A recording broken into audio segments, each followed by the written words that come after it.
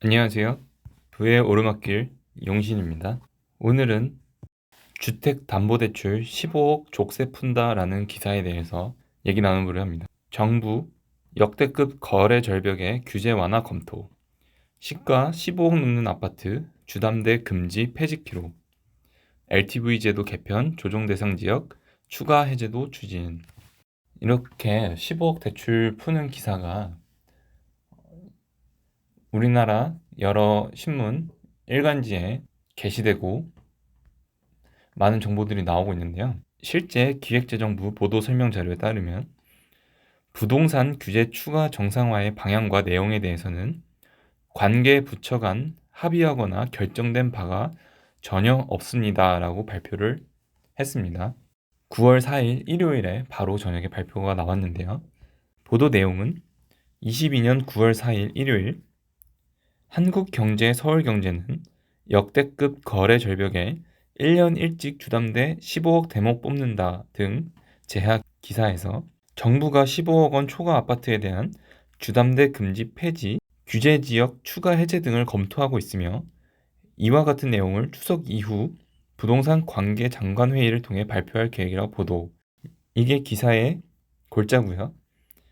이에 따른 정부 입장은 정부는 시장 상황, 주택, 수급 여건 등을 종합적으로 고려하여 부동산 제도의 질서 있는 정상화를 추진 중에 있으나 보도에서 언급된 정책 과제 및 정책 발표 일정 등에 대하여 관계 부처 간 협의가 이루어지거나 결정된 바가 전혀 없음을 알려드립니다.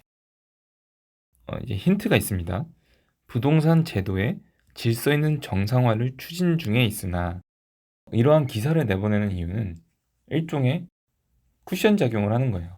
갑자기 어느 날 15억 대출 푼다. 이렇게 바로 이걸 정부에서 발표를 해버리면 시장의 혼란과 더불어 은행, 실수요자, 그리고 매수자, 매도자, 수많은 얽혀있는 이해관계자들이 시장에 큰 혼란을 빚어오게 될 수밖에 없어요. 그러다 보니까 정부에서는 이렇게 기사를 먼저 통해서 한 번쯤 사람들에게 인식을 시켜주는 거예요. 잠재의식 속에 좀 있으면은 15억 대출 규제를 풀 수밖에 없겠구나. 다음 정부 대책 발표 때 15억 규제를 푼다고 하면은 사람들은 갑작스러운 충격보다는 어느 정도 대비가 된 상태에서 그 소식을 받아볼 수밖에 없을 거예요. 정부가 추구하는 것은 완만한 인플레이션 정도의 상승이에요.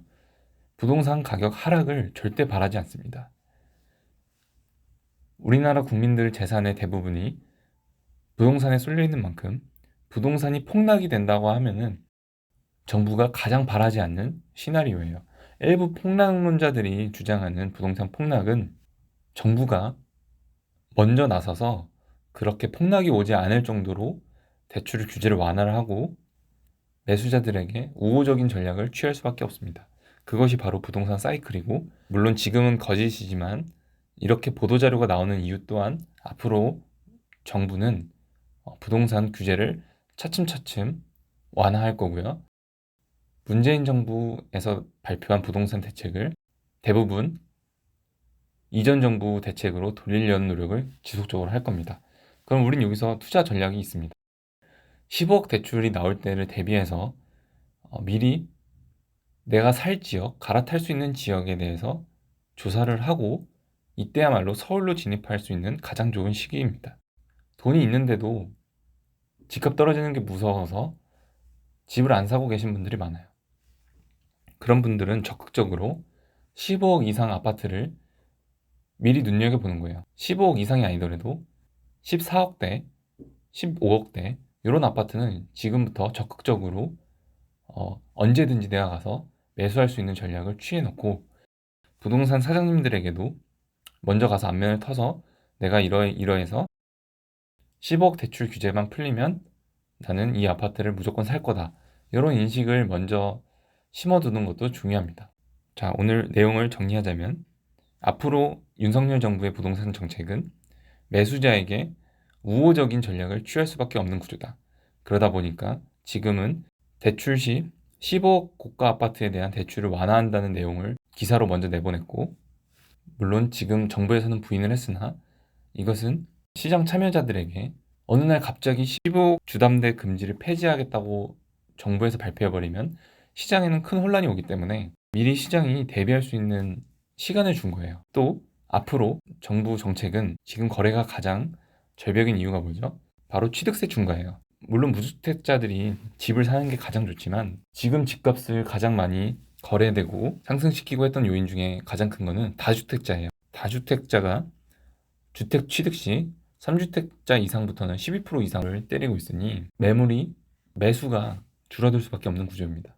다음 정부 정책은 아마도 취득세 완화 부분이 되지 않을까 조심스럽게 예상해 봅니다. 정리하자면 이번 윤석열 부동산 정부 정책은 부동산 규제 완화를 취할 수밖에 없다. 지금은 15억 주담대 금지 폐지를 먼저 하겠다라는 식의 쿠션 작용을 미리 했고 다음 나올 전략은 취득세 중과 완화 정책이 될 것입니다.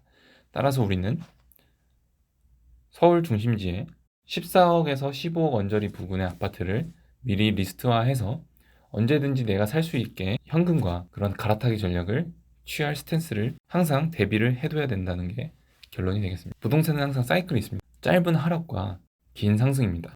이번 하락에 놀라신 거는 다주택자분들도 마찬가지일 거고 무주택자분들도 마찬가지일 겁니다. 하지만 언제나 그랬듯 긴 상승을 대비해서 우리는 이번 기회를 잘 잡는 자만이 자산 형성에 큰 차이를 보일 것입니다. 이상입니다.